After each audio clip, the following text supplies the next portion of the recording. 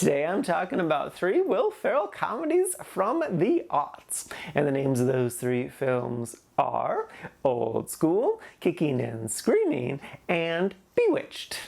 First up is Old School. This is a 2003 film starring Luke Wilson, Vince Vaughn, and Will Ferrell, and it was written and directed by Todd Phillips of Joker fame. And the basic premise is Luke gets dumped, and he's really sad. So Vince Vaughn uses this as an opportunity to have them relive their glory days, and through some convoluted means they end up starting a fraternity. And it's a strange movie. I definitely was entertained, though I didn't really laugh a lot. There definitely were moments I found funny, but I was never literally ha ha ha. It was more just internal this is kind of nice. What's more weird is just what's the movie going for? Kind of feels like it just forgets what it's about. Because at one point I remember thinking, oh yeah, that's right, they have a fraternity. That's the central crux of the film, so it's so strange that it's not there. Also, they didn't do a whole lot with the story stuff that they had. I don't really know if people went on character arcs, because we got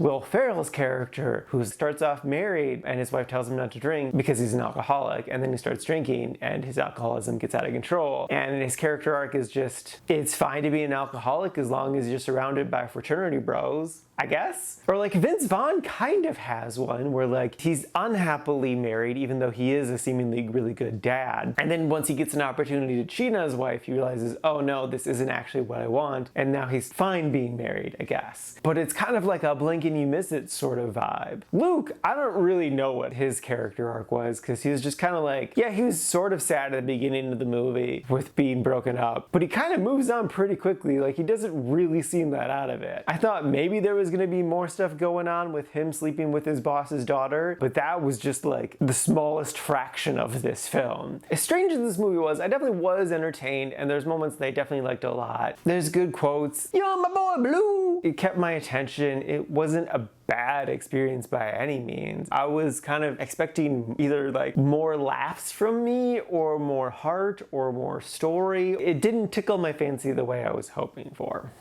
Would I recommend it?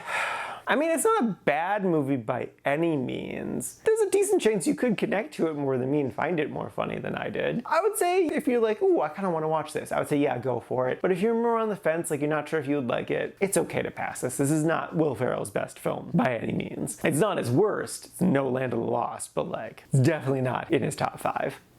Next up is Kicking and Screaming. This is a 2005 family film in which Will Ferrell is forever not enough for his dad. And so as a way to prove himself, he becomes the coach of his son's soccer team to then try to beat his dad's soccer team. And it's strange. Because it is very predictable about where it's gonna go. It's all about getting the dad's approval, but realizing he also doesn't need the dad's approval, all that sort of stuff. And also just learning how to be a better dad than his dad. But it's strange because I kept expecting a moment where Will would realize how he's messing up with the children, and then he learns how to connect with the kids on their level, understands how to entertain the kids, how to treat the kids, how to teach the kids, and then they have a nice little montage of them learning how to do stuff. But that never happens. Instead, he has a bad first day, and then he passes the buck off to a football coach who then distracts the kids with Italian kids,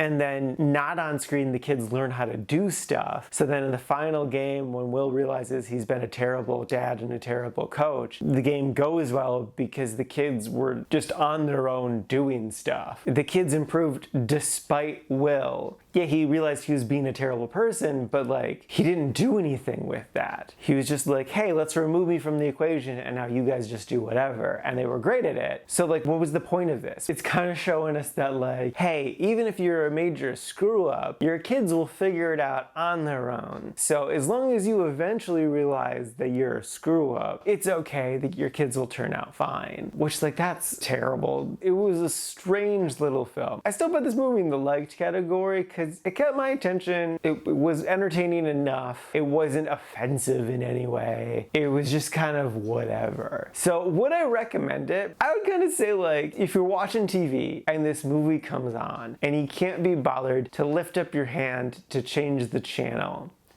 yeah, It's fine. But like, going out of your way to watch this, no. Like, it's okay, but like, it's not really worth it.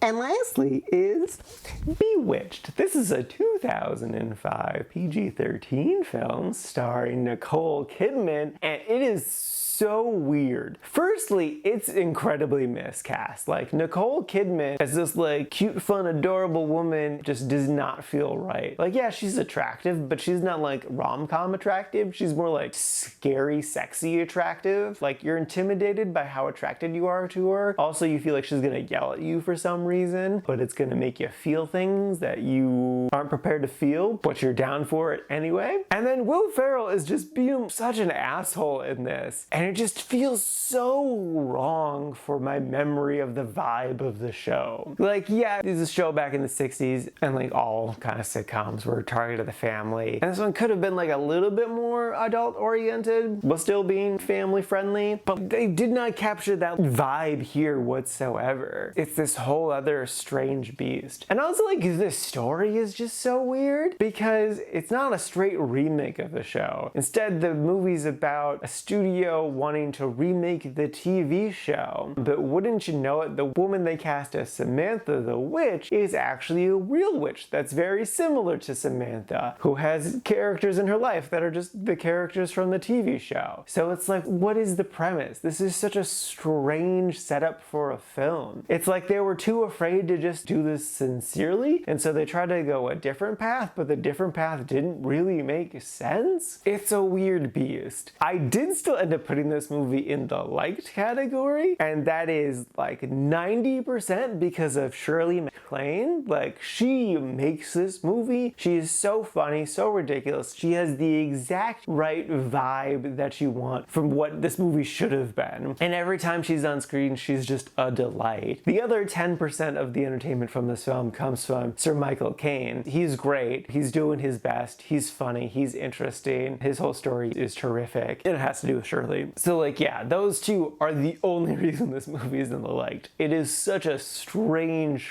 film. Would I recommend it? No. Like, what? No. I don't want the studios to think this film in any way, shape, or form should be replicated because like, it's so weird. So yeah, no. It was okay, but I do not recommend it.